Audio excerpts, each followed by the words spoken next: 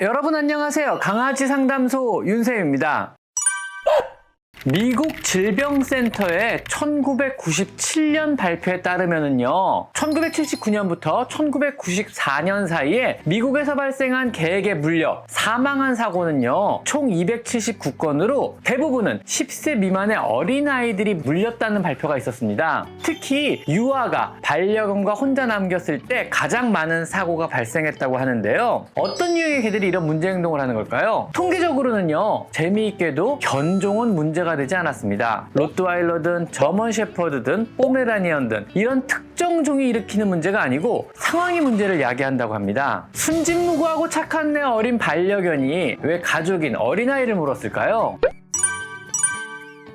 상황을 따져보면 몇 가지 공통된 원인은 있었는데요. 첫 번째, 테리어종 같은 사냥개 종에게는요, 추적 본능을 자극해서 이런 일이 종종 일어난다고 합니다. 무료한 일상이 계속되던 중에 갑자기 2kg 남짓한 찍찍거리며 움직이는 작은 것이 나타나게 됩니다. 이 매혹적인 포유류는요, 항상 비밀스럽고 옷더미 같은 곳에 숨어 있으며 접근이 힘든 곳에 놓여 있습니다. 아기라는 사람의 어린 생명체에 대해서 아무런 예고도, 아무런 교육도, 아무런 경고도 듣지 못한 강아지는요, 아기를 보게 되고 이 아이에게 맹렬히 짖으며 소리를 내게 됩니다. 이에 새로운 장난감에 흥분한 강아지는요, 통제를 벗어나 물고 마는 것입니다.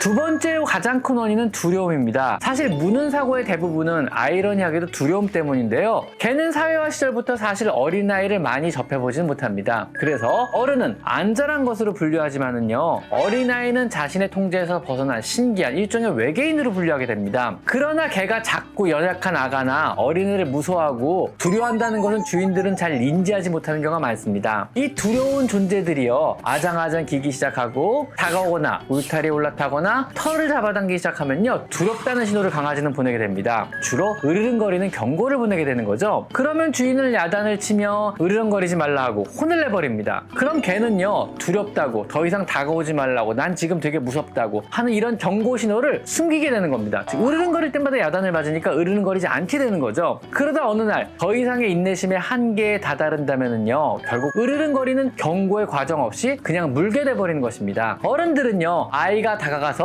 귀를 당기거나 귀찮게 해도 강아지가 잘 참는다고 좋아합니다. 하지만은요, 참는 것은 언젠간 한계에 부딪힐 수도 있습니다. 반려견이 아이를 참아내는 것이 아니라 아이와의 경험이 즐거운 것이라는 것을 반드시 가르쳐야만 하는데 이런 과정이 없었던 거죠. 그 다음 세 번째는 지위의 변화 때문에 그럴 수 있습니다. 예전과 달리 주인으로부터 받는 사랑이 줄어들어서 그럴 수 있는 거죠. 즉, 새롭게 변한 자신의 새 지위가 혹은 자신의 새 위치가 마음에 안 들어서 그런 것입니다. 관심이 줄어들게 되고 산책 시간이 줄어듭니다. 주인은 작은 새로운 동물에만 관심을 보입니다. 어떤 개들은요, 비주류로 전락한 자신의 새 지위에 그다지 관심이 없을지도 모르지만요, 평소 응석바지 성격의 강아지들은요, 다시 주인의 관심과 사랑을 되찾고자 갈망하게 되는 거죠. 결국 주인의 사랑과 관심을 독차지한 새로운 작은 사람의 어린 아기라는 동물에게 아야야야야 왜 그래 여러 가지 신호를 아야야 왜 그래 너도 새로운 작은 동물에게 여러 가지 신호를 보내게 됩니다. 내가 첫째라고, 내가 알파라고. 즉, 주인의 관심과 사랑이라는 한정된 자원을 놓고 경쟁하는 관계가 형성돼 버리는 것입니다. 여러 가지 신호들은요, 으르렁거리거나 주인이 아기와 놀거나 관심을 보이면 다가가서 관심을 더 표하게 됩니다. 주인은 이 신호를 착각하여 강아지에게 관심을 주지 않고 반대로 야단치거나 밀어내거나 하지 말라는 신호를 보낸다면은요, 결국 이 모든 책임은 작은 동물에게 돌리고 더 확실한 신호를 작은 동물에게 보내게 되는 것입니다. 날카로운 이빨을 가지고 말합니다. 확 물어버리는 거죠.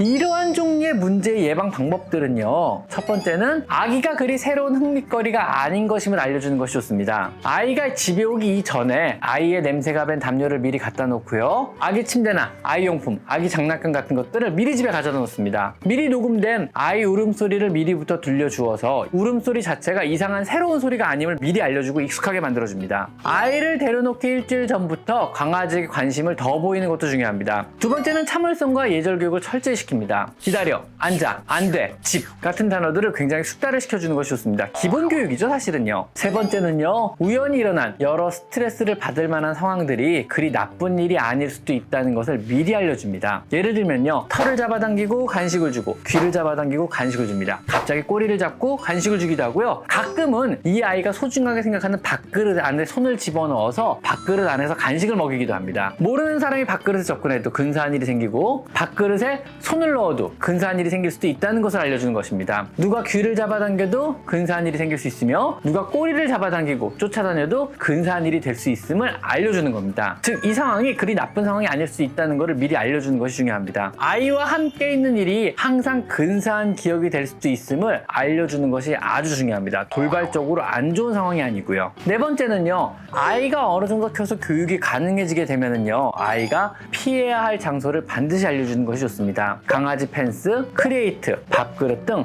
강아지가 소중하게 생각하는 곳은 되도록 피하라고 가르칩니다. 다섯 번째는요, 개가 아이와 떨어져 있을 때는요, 무시하시고, 개와 아이가 가까이 있고 또 얌전히 앉아 있다면요, 보상을 주기 시작합니다. 곧 강아지는요, 아이를 전혀 두려워할 필요가 없으며 아이 옆에 있으면은 근사한 일이 생긴다는 것을 배우게 됩니다. 여섯 번째, 마지막으로 아무리 완벽한 개를 키우신다 하더라도요, 개와 아이를 단 둘이 두셔서는 절대로 안 됩니다. 오늘은요, 안전하게 아이와 강아지가 지낼 수 있는 여러 방법들과 주의사항에 대해서 한번 알아봤습니다. 자, 오늘은 여기까지 강아지 상담소 윤쌤입니다. 감사합니다.